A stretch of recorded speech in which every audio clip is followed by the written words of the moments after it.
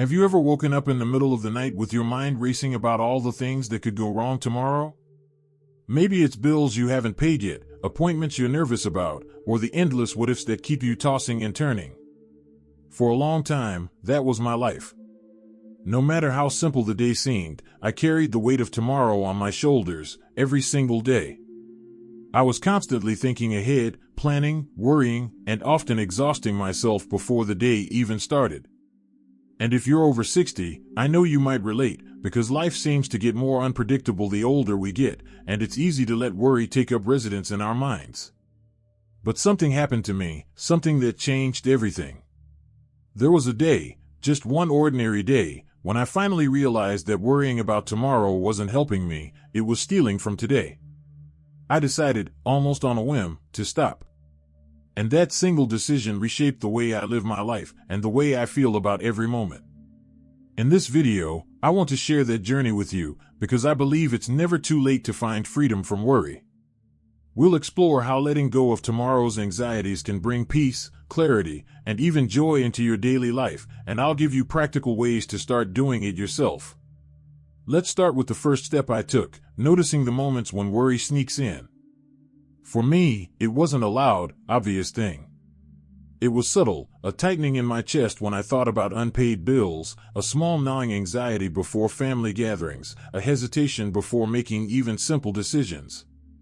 These little feelings were like tiny alarms, signaling that my mind was already racing ahead. The first habit I learned was to pause and acknowledge the worry without judgment.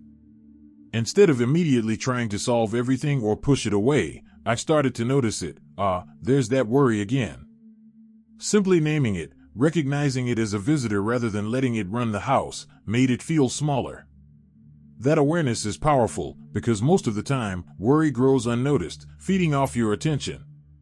The next shift came when I started to focus on what I could control today, instead of what might happen tomorrow. I realized that worrying about something in the future rarely changed the outcome. I could plan, yes, but endless fear and speculation didn't prevent problems, it just drained my energy. So I began a simple practice. Whenever a what-if thought appeared, I asked myself, is this something I can do anything about right now? If the answer was no, I gently set it aside. If yes, I made a small, practical step. This simple distinction, between what I could influence today and what I could not, was liberating. It created space in my mind to breathe, and I started to notice the small joys of the day without them being overshadowed by anxiety. Another breakthrough came when I embraced gratitude. It sounds cliché, I know, but it works. Instead of allowing my mind to dwell on what might go wrong, I started listing what was going right. I didn't need a notebook or fancy ritual. Sometimes I just said quietly to myself, I am healthy today, I had a good conversation with a friend, the sun is shining. This small act of noticing what is good, what is present, shifts the focus away from fear of the future. Over time, it becomes a habit, and your brain starts naturally scanning for positives rather than threats. For someone over 60, when life can feel uncertain, this perspective is especially powerful. It's a gentle reminder that not every day is a rehearsal for disaster, every day has its own beauty and worth. I also learned the importance of simple routines to anchor the mind. Worry has a way of spiraling when our days are unstructured or overwhelming. I began setting small, intentional rituals, a morning stretch while watching the sunrise, a cup of tea without distractions, a short walk to feel the ground beneath my feet. These little anchors helped me stay in the present moment, instead of drifting ahead into tomorrow's fears. And I noticed something surprising. The more I slowed down and paid attention to these moments, the less urgent tomorrow felt. Life became manageable one day at a time. Finally, for this first part of my journey, I had to confront the idea that uncertainty is inevitable. For most of my life, I treated uncertainty like an enemy, something to fight, anticipate, or fear. But once I accepted that some things simply cannot be predicted or controlled, I felt lighter. I reminded myself that worrying about the future doesn't give me foresight, it only robs me of the present. Instead, I practiced saying to myself, I will handle what comes, when it comes. For now, I am here. It sounds simple, almost too simple, But it's a practice that rewires your mind, especially after years of habitually forecasting worst-case scenarios. Now that we've explored the first steps, noticing worry, focusing on what you can control, practicing gratitude, anchoring yourself in simple routines, and accepting uncertainty, the transformation starts to become tangible. You start realizing that life doesn't have to be dominated by fear of the future. You can reclaim moments that were previously lost to what-ifs, and that's where the real change begins. And feel that these insights are meaningful. Please type number 2 in the comments to let me know you're still with me. And if you haven't subscribed yet, I warmly invite you to do so, and don't forget to turn on the bell, so you won't miss any of our upcoming videos designed to uplift, inform, and inspire. Your support truly means a lot. It's what keeps us going and allows us to continue sharing thoughtful, helpful content just for you. Now, let's continue this journey together. Once I started practicing these first steps, I noticed something remarkable. The quieter my mind became about tomorrow, the more fully I could experience today. But like most habits, it wasn't instant. There were mornings when my chest tightened with old fears, and nights when I lay awake rehearsing endless scenarios. That's when I realized that letting go of worry is also about building trust in yourself, trust that you can handle life as it comes, even if you don't know every detail in advance. This trust doesn't arrive overnight, but with small, deliberate actions, it grows stronger every day. One practice that helped me enormously was learning to slow my thoughts down through mindful breathing. Whenever I felt my mind racing with what-ifs, I would pause, close my eyes, and take slow, intentional breaths. Inhale for 4 counts, hold for 2, exhale for 6. It sounds simple, almost too simple, but there's a profound power in this rhythm. Your body starts to relax, your mind begins to focus on the present, and suddenly the imagined problems of tomorrow shrink in comparison to the reality of right now. For someone my age, who has lived through so many twists and turns, this practice became a grounding point, a gentle anchor in an unpredictable world. Another shift that changed my life was letting go of perfectionism and planning for the future. I realized I had been spending years trying to control outcomes that were never fully mine to command. I had lists upon lists, schedules packed with intentions to get it all right, and yet somehow, life still surprised me. Once I accepted that plans can only guide, not guarantee, I felt liberated. I began focusing on doing enough, and doing it well enough, instead of trying to micromanage every possible eventuality. I learned that life often unfolds in beautiful, unexpected ways when you step back and allow it to do so. A crucial part of this journey was also shifting my perspective about risk. Worry often arises from imagining danger or loss, and for those of us in our 60s and beyond, the risks can feel amplified: health concerns, financial uncertainty, or changes in family dynamics. But I started reframing risk as opportunity. Instead of imagining the worst, I asked myself, what good could happen if I simply focus on today? Even small reframes like this helped to quiet the mind. Over time, I found that I was less driven by fear and more driven by curiosity, presence, and a desire to savor life. I also began noticing how much energy I had been wasting on things beyond my influence, especially other people's opinions and expectations. This was a subtle but enormous source of worry. I realized I had spent decades shaping my decisions around what I thought others wanted, rather than what I truly valued. One by one, I let go of obligations that didn't serve me, social pressures that drained me, and the need for approval that was never really mine to earn. Doing this didn't make me selfish, it made me present. It freed energy to focus on what mattered today, and to feel fully alive in the moment. An important lesson came from connecting with nature and the rhythms of life.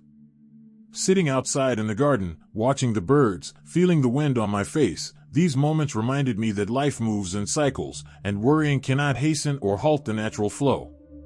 Just like the seasons, challenges come and go. Recognizing this helped me release the urgency to control every moment, and instead, I learned to move through life gently, step by step.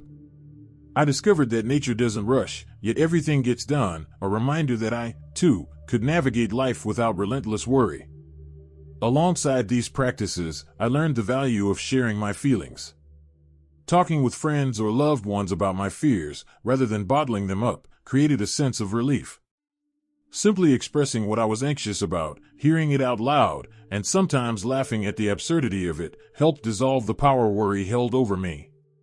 This human connection, especially later in life, became a powerful antidote to the loneliness that worry often breeds. Lastly, I discovered the extraordinary effect of celebrating small victories. Even tiny achievements, completing a morning routine without spiraling into worry, taking a walk despite a lingering anxiety, having a calm conversation, became markers of progress. By acknowledging these moments, I trained my mind to see that I could live fully without being controlled by tomorrow. Each small win reinforced the truth that my life today mattered more than any hypothetical future scenario. By practicing mindful breathing, releasing perfectionism, reframing risk, letting go of external pressures, connecting with nature, sharing feelings, and celebrating small victories, I found that worry slowly lost its grip. My mind began to feel lighter, my energy more vibrant, and my days fuller. Life stopped feeling like a countdown to potential disaster and started feeling like a canvas, waiting for me to engage fully, moment by moment. And that naturally leads into the deeper understanding that transformed everything, a realization about the relationship between presence and happiness, and how embracing today can fundamentally reshape the life you live. The most profound change I experienced came when I truly understood that happiness lives in the present moment. It's not something we chase by planning, predicting, or controlling tomorrow. It exists here, in this very second, if we allow ourselves to notice it. Once I stopped letting my mind live in a constant state of anticipation, imagining problems that hadn't happened yet, I began to feel something I hadn't felt in years, a sense of calm, deep contentment, and even joy. The world didn't suddenly become perfect, and challenges still appeared, but my perspective shifted. Life was no longer a source of anxiety, but an opportunity to experience, learn, and savor. One of the keys to this transformation was trusting life itself. I realized that life had always been capable of guiding me through difficulties, even when I doubted it. Looking back, the challenges I had feared most often worked out in ways I could never have predicted. This gave me confidence to loosen my grip on the future. Instead of planning obsessively or fearing failure, I learned to take small, intentional steps today, knowing that I could handle whatever came tomorrow. That sense of trust, in myself and in life, brought a kind of peace I had never known before. I also came to understand the incredible power of gratitude as an antidote to worry. Every day, I started noticing little blessings I might have overlooked before, a neighbor's smile, the taste of morning coffee, a quiet moment in the sun. Writing them down or simply acknowledging them mentally made a surprising difference. Gratitude shifted my focus from what might go wrong to what was already good. It reminded me that life, despite its uncertainties, is full of gifts, if we take the time to see them. For someone at our stage in life, this mindset can be transformative, turning days that once felt heavy into moments of lightness. Another crucial aspect was letting go of the need to control outcomes. Earlier in my life, I believed that careful planning and constant vigilance were the only ways to avoid mistakes or disaster. But experience taught me otherwise. There are simply things we cannot control, the decisions of others, health surprises, or sudden changes in circumstances. By accepting that uncertainty is part of life, I found freedom. I shifted my focus from trying to control everything to choosing how I respond. That shift, small as it may sound, dramatically reduced the mental burden I carried for decades. I also learned to savor the simple pleasures I had previously overlooked because I was too busy worrying. Walking slowly through my neighborhood, listening to the birds, savoring a quiet meal, or reading a book without guilt became rituals of peace. These were small, ordinary moments, but they carried extraordinary power. When we stop projecting ourselves into tomorrow, we allow ourselves to fully inhabit today, and in that inhabitation, life becomes richer, calmer, and infinitely more satisfying. Importantly, I recognize that letting go of worry doesn't mean being passive. It means being intentional about what matters now. It means making choices that nourish your body, mind, and soul without being driven by fear. Over time, this approach created a kind of resilience I had never experienced before. I could face challenges with a calm mind, a steady heart, and a lighter step. Life still brought surprises, but I was no longer imprisoned by them. And so, the day I stopped worrying about tomorrow became a turning point. It didn't involve grand gestures or dramatic changes. It began with small, deliberate choices, noticing worry without judgment, focusing on what I could control today, practicing gratitude, breathing mindfully, and trusting in myself and life. Those choices compounded into a life that felt lighter, more meaningful, and more joyful. I began to truly live, instead of merely existing. If you're listening to this, I want you to know something important. It's never too late to start. No matter your age, no matter how long worry has been part of your life, you can begin today. Start small. Pause when worry arises. Take a deep breath. Notice what is good in this moment. Focus on what you can influence right now. Allow uncertainty to exist without fear. Each small step is a victory, and each victory makes the next one easier. I'd love for you to share your experiences or thoughts in the comments. How do you manage worry in your life? What small steps have helped you reclaim moments of calm? Sharing your story may inspire someone else who is searching for the same sense of freedom and presence. And if you found value in this conversation, please like the video and subscribe to the channel. Together, we can explore more ways to live fully, calmly, and joyfully, no matter our age. Here's the message I want you to take away. Happiness and peace are not found in the future. They are here, in this moment, waiting for you to notice. Life is uncertain, and that's okay. You don't need to have every answer or plan for every scenario. You can let go, breathe, and embrace today with an open heart. Every day you choose presence over worry, your life becomes brighter, lighter, and richer. And that, my friends, is a gift we can give ourselves at any age.